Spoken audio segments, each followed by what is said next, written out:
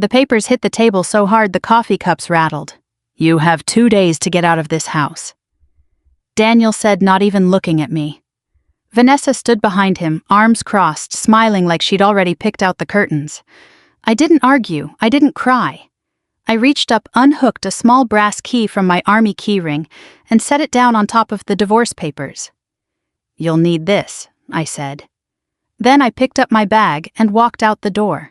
What they found inside that safe would change everything. I'd known this day was coming for months. Not the exact date, not the exact words Daniel would use, but the shape of it, the cold silence that had settled over our house like weather. So when he finally slid those papers across the kitchen table, I felt something close to relief. At least now it was real. At least now I didn't have to pretend I hadn't noticed the perfume that wasn't mine on his jacket, or the hotel charges I found buried in an account he thought I never checked. "The house, the company, the cars, all of it's mine," Daniel said, straightening his shoulders like a man reciting lines he'd rehearsed in a mirror. "You're not entitled to any of it. You'll get what I decide to give you." Vanessa's mouth curved into something that wasn't quite a smile. She was 26, maybe 27, with the kind of confidence that only comes from never having lost anything. She didn't know me. She didn't know what 20 years in the United States Army does to a woman, how it teaches you to keep your face still while your mind runs through every possible outcome. How it teaches you that the person who raises their voice first is usually the one who's already lost control of the room. I looked at Daniel for a long moment. 45 years old, silver starting at his temples, a man who once couldn't get a bank to return his calls, and now stood in a kitchen he thought he owned telling me I had nothing. I thought about all of the nights I'd spent on deployment video calling him at 3 a.m, his time just to hear him talk about contracts and bids and the men he had working under him. I thought about how proud I'd been watching him build something out of nothing. Except he hadn't built it out of nothing, he'd built it out of me. "I'm not going to fight you in this kitchen, Daniel," I said quietly. "You've already decided how this ends, so let's not waste each other's time." I went upstairs, packed 1 bag uniforms, a few photographs, my grandfather's watch, and came back down within 20 minutes. Vanessa had already made herself comfortable on the couch, scrolling through her phone like she was waiting for a tables at a restaurant. Daniel watched me from the doorway of the kitchen, his jaw tight, maybe expecting me to break down to beg to remind him of the 20 years we'd built together. I didn't give him that. Instead, I walked past him to the hallway closet where the safe was bolted into the floor, the one we'd installed years ago when Daniel started keeping cash reserves for the business. I placed the key on the table one more time right in front of him so there could be no mistake about what I was leaving behind. "There's something in there you should see," I said. "Take your time with it." Then I left. I didn't slam the door. I didn't look back at the house we'd lived in for 12 years, the one with the garden I'd planted myself between deployments, the one where our dog was buried under the oak tree in the backyard. I got into my car, started the engine, and drove until the house disappeared from my mirror. Only then did I let my hands shake against the steering wheel just for a moment before I steadied them and kept driving. Behind me in that kitchen, Daniel and Vanessa were already at the safe. I imagined it later, though I wasn't there to see it, the way Daniel's fingers would have fumbled slightly with the key. The small laugh Vanessa probably let out, certain they were about to find stacks of cash, maybe jewelry, some hidden nest egg I'd been keeping from him out of spite. What they found instead was paper. Folder after folder of it. Legal documents, property deeds, trust agreements with my name on them, not his. Letters from an attorney in Alexandria, Virginia. A man Daniel had never met addressing correspondence to Lieutenant Colonel Catherine Hughes regarding matters he wouldn't understand until he read every page. And at the very bottom, in an envelope with his name written in my handwriting, a letter. I didn't need to be in the room to know the moment it happened, the moment the smile fell off Vanessa's face, the moment Daniel's hands went still. Some silences you can feel from 30 miles away because you were the one who built them. He thought I'd walked away with nothing. He thought 2 days was generous, that I had no leverage, no fight left in me after years of feeling invisible in my own home. He believed, because I had let him believe it, that he was the architect of everything we owned. He was about to learn how wrong he was. I checked into a hotel that night, ordered room service I didn't eat, and lay awake staring at the ceiling. Not because I was afraid of what came next, because for the first time in years I finally felt like I could breathe. People assume a marriage falls apart the moment someone cheats. They're wrong. Ours started falling apart years before Vanessa ever walked into Daniel's office, back when we were young enough to believe love could survive anything, including the truth we never told each other. I met Daniel when I was 24, freshly commissioned, still adjusting to the weight of a uniform that made strangers straighten their posture when I walked into a room. He was 27 then, working construction jobs during the day and drawing up business plans at night on the kitchen table of the apartment he shared with 2 roommates. He had this way of talking about the future, not with arrogance, not yet, but with a hunger that I found impossible not to admire. He wanted to build something, a real company, his name on the side of trucks, his crews on job sites across the state. I believed in him before the banks did. That was the problem in a way. Every loan officer he sat across from saw a 28-year-old with no collateral, no track record, and a business plan that read more like a dream than a strategy. His parents, who'd never had much themselves, couldn't help. I watched him come home from meeting after meeting, jaw tight, trying to hide how much each rejection cost him. He never asked me for money. I don't think it occurred to him that I had any to offer. But I did. My grandfather had passed 2 years earlier, a man who'd spent 40 years running a small manufacturing operation in Ohio before selling it and quietly investing everything that came from it. He left most of it to me, his only grandchild, who'd shown any interest in how a balance sheet worked. It wasn't a fortune by the standards of people who inherit companies outright, but it was enough. Enough to change the trajectory of a life if used carefully. I didn't hand Daniel a check. I knew him well enough to know what that would do to him, how a man who measured his worth in what he built with his own hands would feel about a wife bailing him out. So instead, I sat down with an attorney my grandfather had trusted for decades, a quiet, careful man named Robert Ashford, and we structured something different. A limited liability company funded by my inheritance that would invest in Daniel's business as a silent partner. Ashford handled the paperwork in a way that kept my name several layers removed from anything Daniel would see in his day-to-day dealings. As far as Daniel knew, an investment group had taken a chance on him. He never asked too many questions about who was behind it.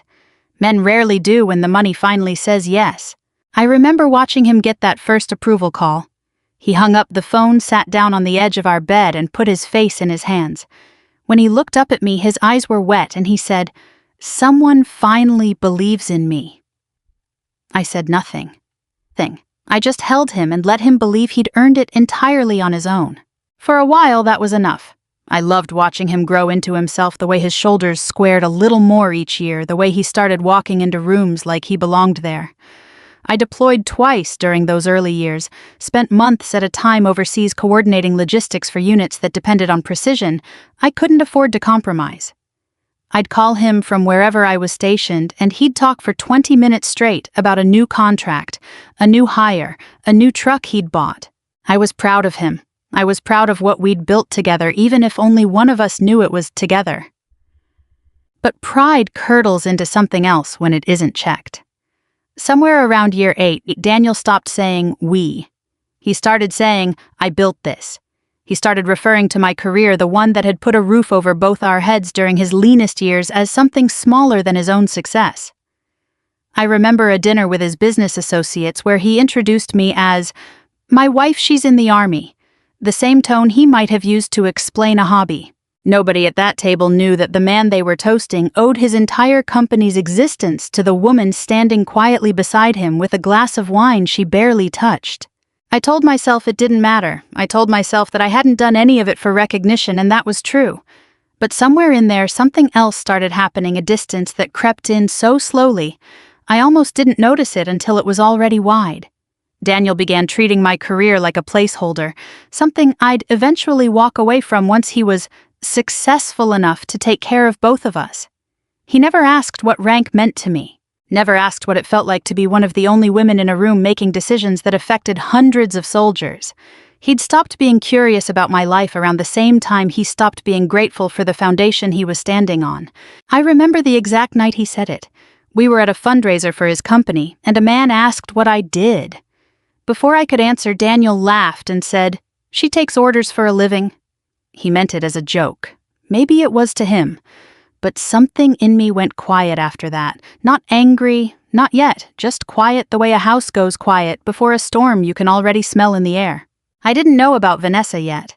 But looking back, I think I already knew the man I'd married had started believing his own myth, the one where he'd built an empire with nothing but his bare hands and enough ambition to fill a stadium.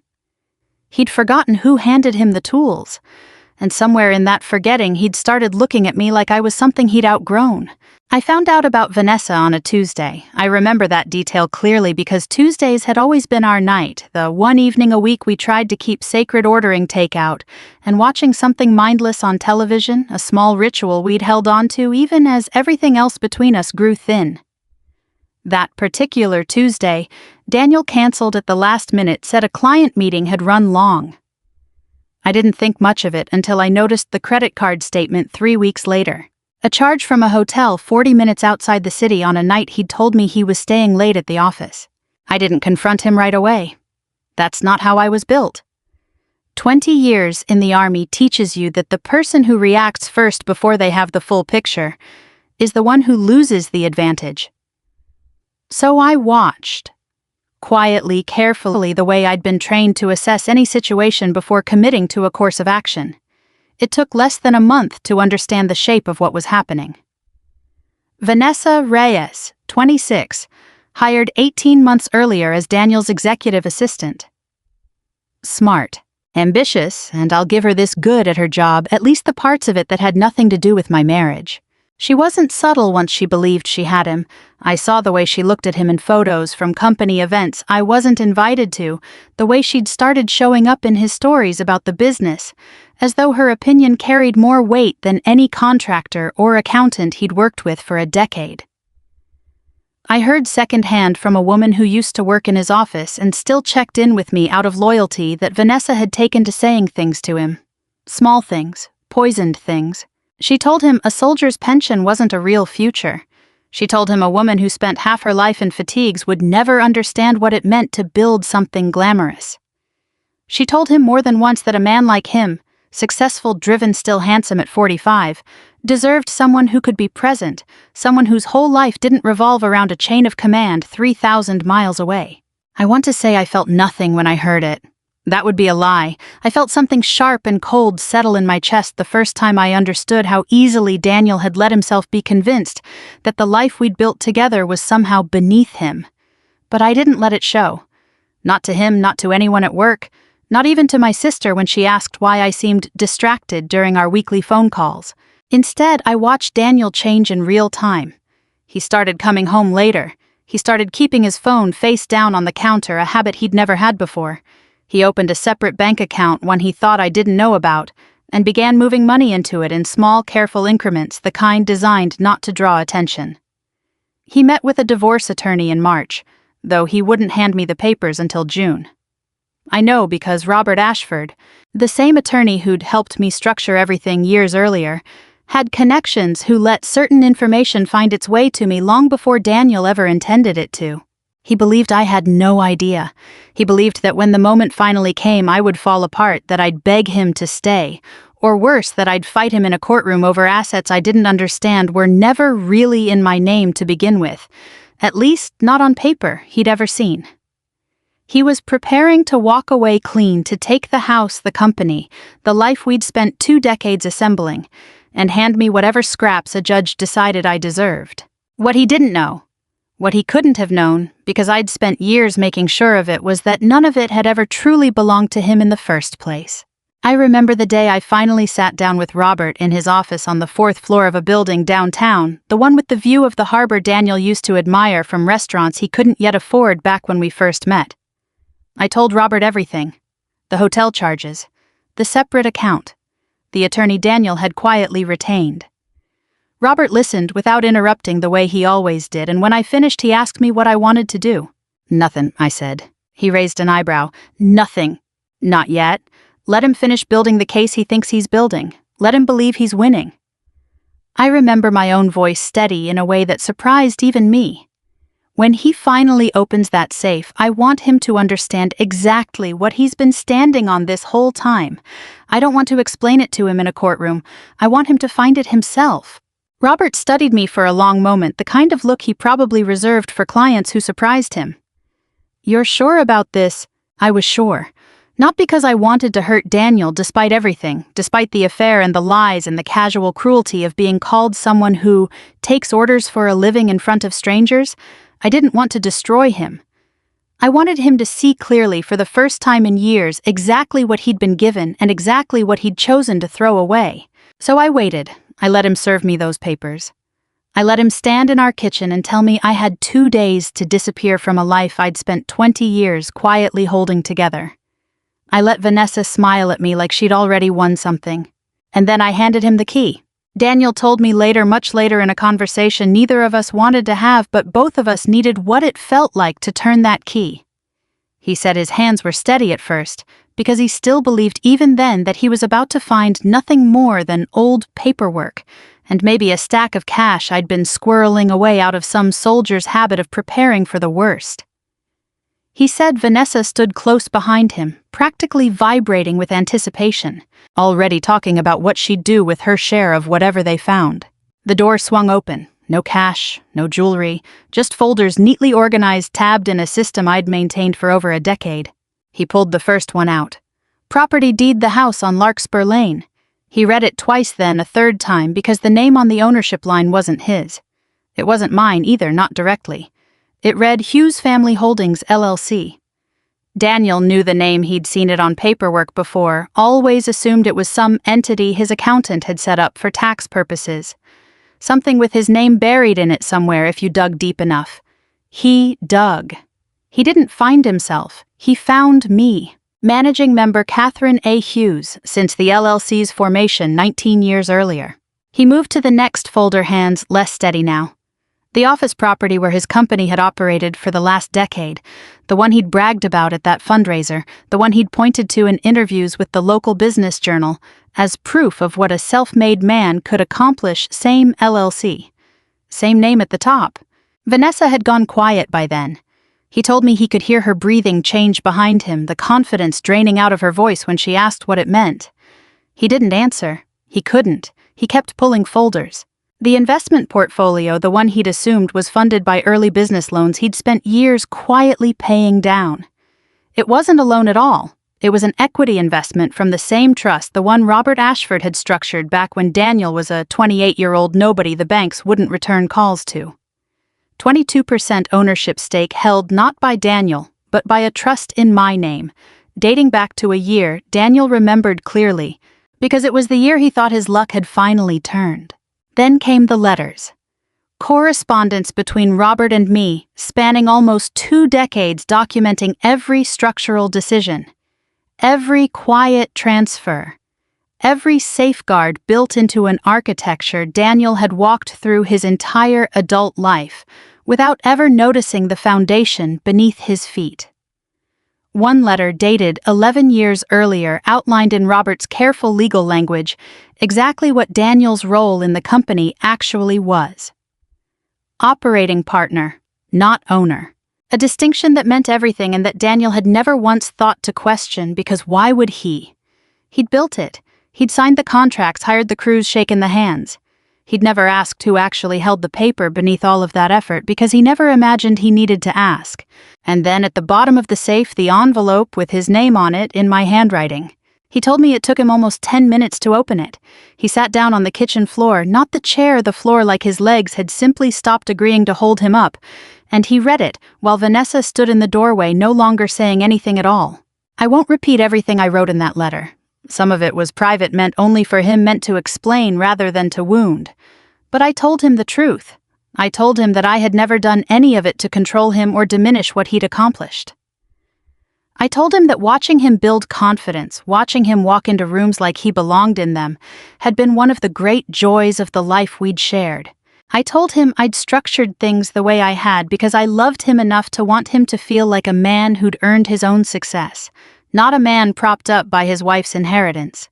And then I told him why it mattered now. Because a man who believes he built an empire alone will hand it away to whoever tells him what he wants to hear. A man who understands what he actually stands on thinks twice before burning it down for someone who called his wife's career something you do instead of live. He called me 40 minutes after opening that letter. I didn't answer. Not out of cruelty. I'd promised myself I wouldn't do this out of cruelty, but because I needed him to sit with it. I needed the silence to do what my arguments never could over the past year, which was to make him finally see clearly. Vanessa, he told me later, left the house within the hour. She said something about not signing up for this, about needing a man with actual assets, not a man who'd apparently been living inside someone else's carefully built cage of generosity. He didn't stop her. He told me he just sat there on the kitchen floor with the folders spread around him like wreckage, staring at a house he'd walked through 10,000 times without ever understanding what it actually was. 20 years of certainty had come apart in one afternoon. And somewhere across the city, in a hotel room with the television off and the curtains drawn, I finally let myself cry. Not because I felt sorry for him, but because some part of me had loved the man I thought I married for a very long time, and grief doesn't disappear just because it's justified. The call started the next morning and they didn't stop. Daniel told me later that his phone rang before 6 a.m., the bank asking to confirm signatory authority on an account he'd assumed was his outright. He gave the answers he'd always given the ones that had worked for 20 years. This time the loan officer on the other end paused and said gently that their records showed a different primary signatory, as of a restructuring filed nearly a decade earlier.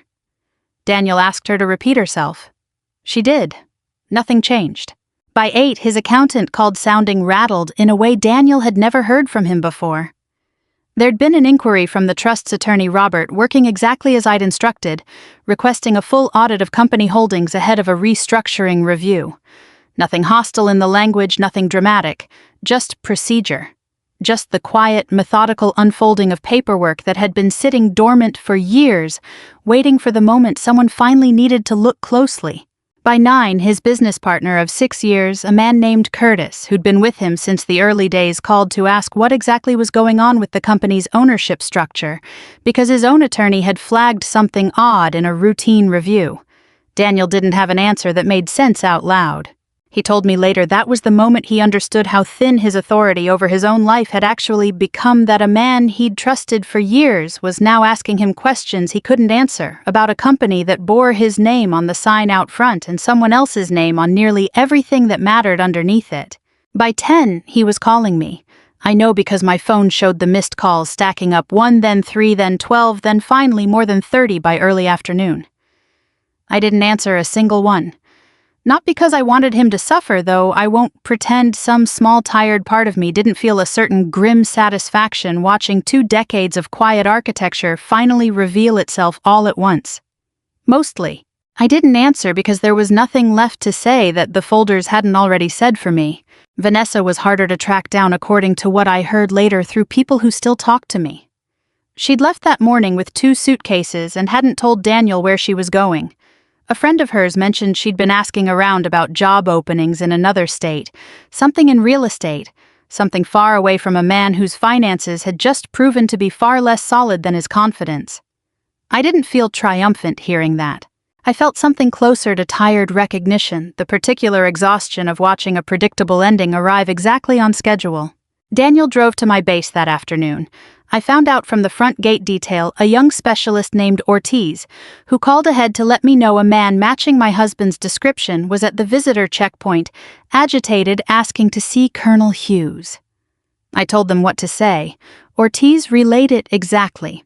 Colonel Hughes isn't available. He told me later that those 4 words did something to him he wasn't prepared for. It wasn't just that I'd refused to see him, it was the title. Colonel, not your wife. Not Catherine. A rank, a position, a woman standing inside an institution that didn't bend for a man having a bad day, no matter how loudly he insisted he needed to speak with her.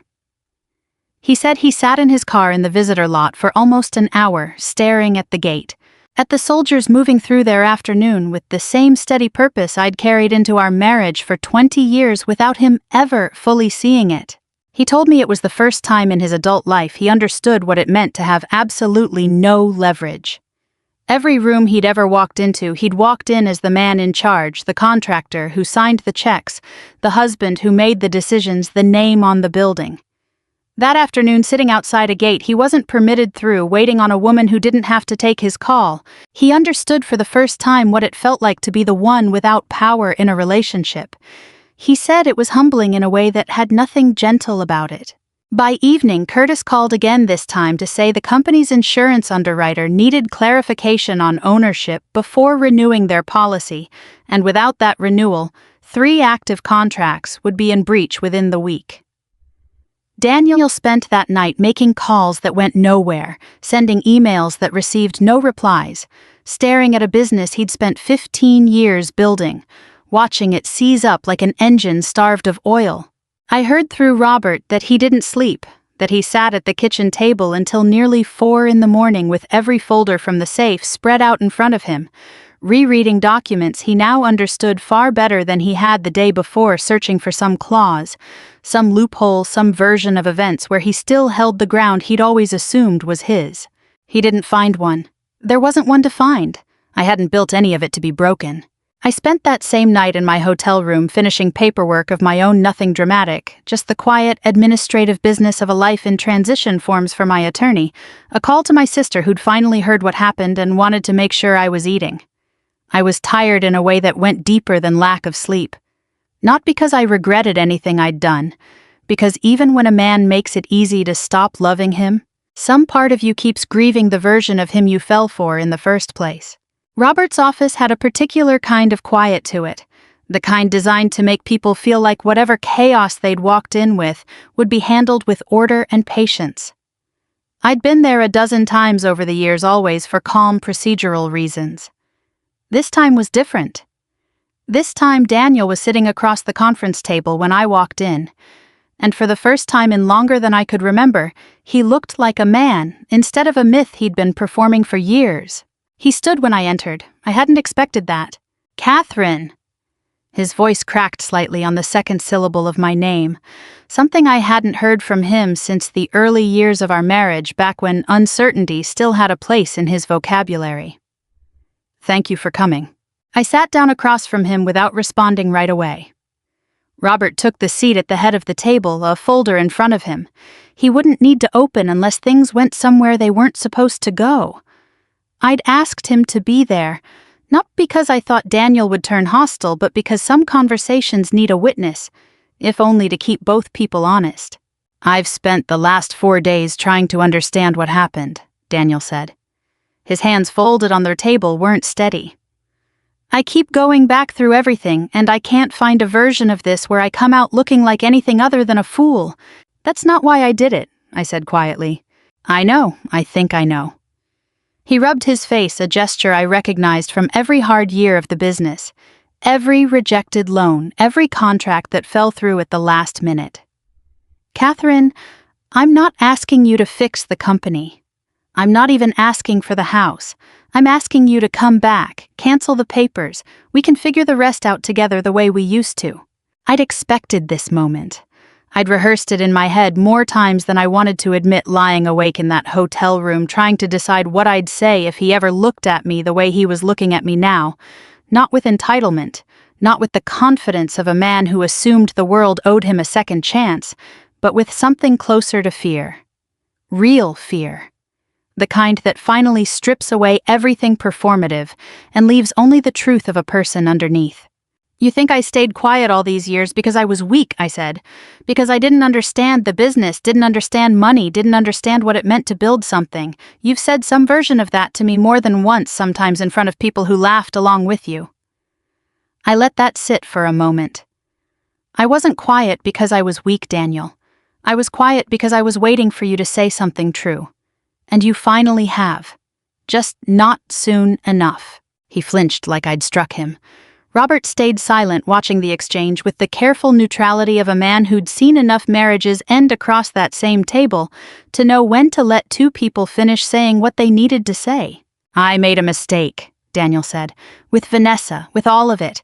I let someone convince me that what we had wasn't enough, and I was stupid enough to believe her because it was easier than sitting with the truth that I'd started taking you for granted years before she ever walked into my office." "I know," I said. "I've known for a long time." "Then let me fix it." His voice rose slightly, not with anger but with something closer to desperation. Let's tear up the papers. Let's rebuild the company together properly this time with both our names on it the way it should have been from the beginning. I'll do whatever you need me to do." I reached into my bag and set the signed divorce papers on the table between us. Not the ones he'd thrown at me in our kitchen, my copy already reviewed and signed by my attorney days earlier, ready to be filed the moment I gave the word. "You think I've been silent this whole time because I was hoping you'd say exactly what you just said," I told him. "That's not it either. I wasn't waiting for an apology, Daniel. I was waiting for you to understand on your own without me having to explain it to you one more time exactly what you'd been standing on. You finally understand it. That matters. But understanding something after you've already broken it doesn't put it back together." Vanessa, I later learned, had called him twice that week, apparently reconsidering her exit now that she'd had time to think it over. He hadn't answered either call. Small comfort if it was comfort at all. "What happens to the company?" he asked, quieter now, some of the fight going out of him. "You'll keep operating it if you want to," I said. "The trust isn't interested in running a construction business day to day. It never was. But the ownership structure stays exactly as it's been for the last 19 years. You'll report to the trust the way you always have, whether you realized it or not. And you'll be personally accountable for the decisions you made this year, the accounts you opened, the money you moved. Robert has the details." Daniel nodded slowly, absorbing it, some of the color returning to his face now that he understood there wasn't going to be public ruin, just a very quiet, very thorough reckoning. "And us." "There is no us," I said, and for the first time since this began, my voice softened not with weakness, but with something like mercy. "Not because I want to punish you, Daniel. Because I don't trust you anymore, and a marriage without trust isn't a marriage. It's just two people sharing an address." He didn't argue. Maybe that was the first genuinely wise thing he'd done in over a year. 6 months passed, the way most hard seasons do, slower than you expect, while you're living through them faster than you expect once they're behind you. Daniel sold the apartment he'd moved into after the divorce was finalized, a modest 2-bedroom on the other side of the city, nothing like the house on Larkspur Lane. He used the proceeds, along with a personal loan he qualified for on his own merit this time, to settle the debts he'd accumulated in those final reckless months. The accounts he'd opened, the money he'd tried to quietly move before the papers were even signed. Robert told me he handled it without complaint. Without the theatrics I half expected. Maybe humility finally caught up to him. Maybe it just took losing everything to teach him the lesson pride never could. Vanessa left the state entirely. I heard secondhand and without much interest that she'd taken a position at a real estate firm somewhere in the Southwest, chasing a version of success she assumed would be easier to find with someone else's name on the door. I hope genuinely that she finds whatever it is she's looking for. I stopped needing her to be a villain in my story a long time ago. She was simply a symptom of a marriage that had already been unraveling before she ever arrived. The company survived restructured under terms that finally reflected reality instead of illusion. Daniel stayed on as operating partner, this time with full transparency, this time answering to a board that included people who understood exactly what he was and wasn't responsible for. I heard from Robert that he'd changed, quieter in meetings, slower to take credit, the kind of change that only comes from a man who's been forced to sit with the full weight of his own blind spots. I don't know if that change is permanent. I've learned not to need the answer to that question anymore. As for me, I kept serving. 4 months after the divorce was finalized, I stood in dress uniform in an auditorium on base while a general read my name aloud for promotion to full colonel. My sister flew in for it, sat in the 3rd row with tears she didn't bother hiding.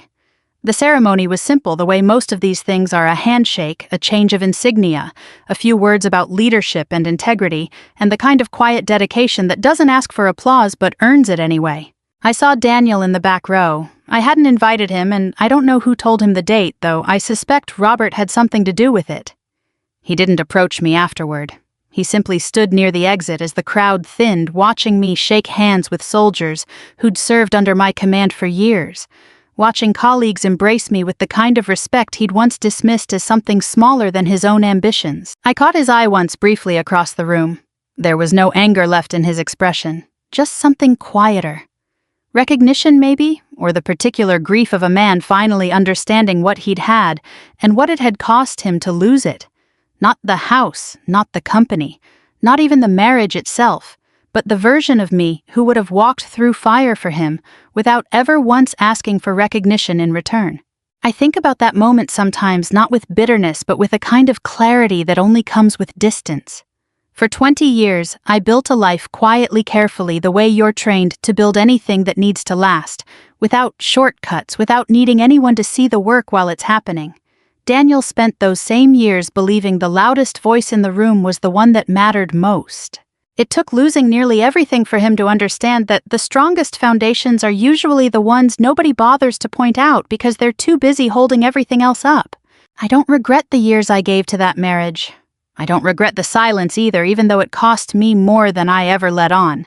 Some people spend their whole lives trying to prove their worth, through noise, through titles, through possessions, through the size of what they can claim as theirs. Others simply do the work quietly and let the results speak when the moment finally calls for it. If there's one thing I hope you take from my story, it's this. You don't have to shout to be strong, and you don't have to be seen to matter. Sometimes the people carrying the most are the ones who never say a word about it until the day they finally walk away, and the space they leave behind shows everyone exactly how much they were holding up all along. I'd love to know what you took from Catherine's story. Have you ever discovered someone's true character only after everything fell apart? Tell me in the comments below, and let me know where you're watching from tonight.